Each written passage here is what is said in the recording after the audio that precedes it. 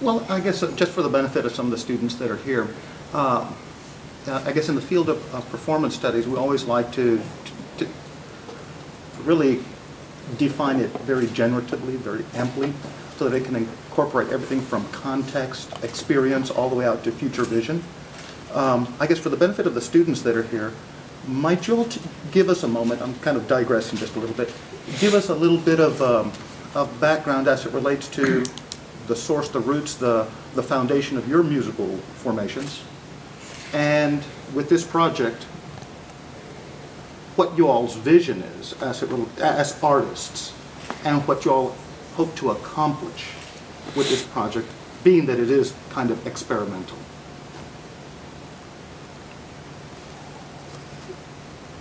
Could you ask that again? break it up into a couple of. Sure. I guess y'all are informed. Obviously, we've already been here that y'all are informed by these influences. Give us a sense of what your artistic vision is, and how those visions then come together in this project, and what y'all hope to accomplish with the project. Part of it is selfish, just because you get to play together, and being always, we're musicians, I think, but we it's nice to, it's a good place to be. We get to play. It's an outlet for us to play, and for me, I play with a band, and we play bars and casinos and things, and we do a certain thing, and it's it's okay. But this is with Marc, I get to stretch out and play, and we do different things. So so that's part of it. But I think the whole border music is, like Marc was saying, it's broader than just the U.S.-Mexico border. It's I guess it's almost trying to erase borders maybe. But you need borders to have certain mixes, So there's a reason for it. But, that's why I'm in it. Like my project with, my project involving my interest in this, my interest in music that is not, my interest in music that could be called a type of Latin music started with my Cuban project. Although my guitar teacher was actually, well, not Latin America, but Caribbean. It was Haitian. Franz Casillas, who I learned guitar from. But more recently, like my interest in Latin American music started with Cubanos Postizos project. And I always felt like, I started listening to it for a lot of reasons. But mostly I felt like I was kind of, and I also thought about it because there's a lot of lousy reasons for doing a project like that. And I always kind of felt like I was a little bit walking a minefield. Because, there's the whole discussion if you get into a music that, what was I doing playing Cuban music, for example? That's like a question that occurred to me and occurred to other people at the time.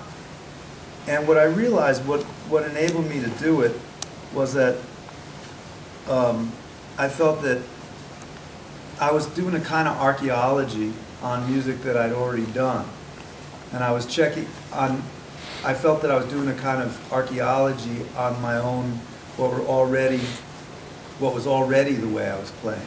In other words, I'm a rock player. And I had already recorded with Tom Waits.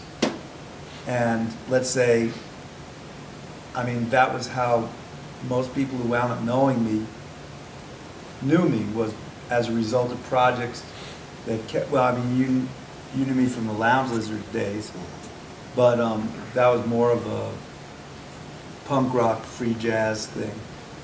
But the Waite stuff on Rain Dogs, I mean, when we were recording a lot of those tracks, Tom played certain, I don't even remember what he was playing. He had cassette with a bunch of Caribbean, sometimes Cuban grooves on them, and sometimes we worked off those.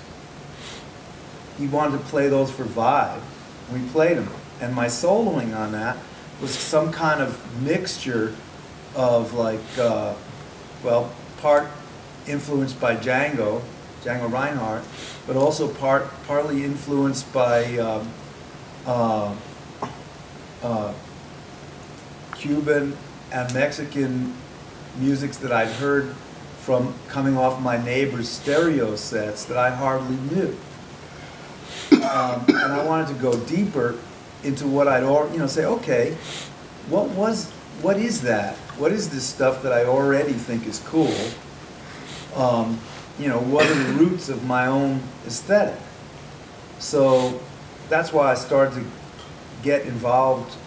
Also because I started to hear, I got interested in Arsenio Rodriguez's music just because he was, at the time, like late 80s, and early 90s, a bunch of recordings that weren't available for a long time started to come out. I think it was, I don't know, there's a lot of reasons why that happened. A lot of them were owned by, I think, some of it was owned by East German companies.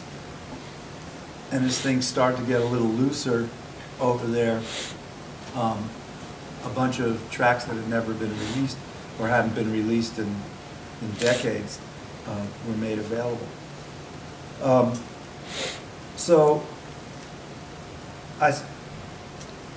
But I still felt like in a kind of a minefield, in the question of the old love versus theft discussion. And so now I forget what the original question is.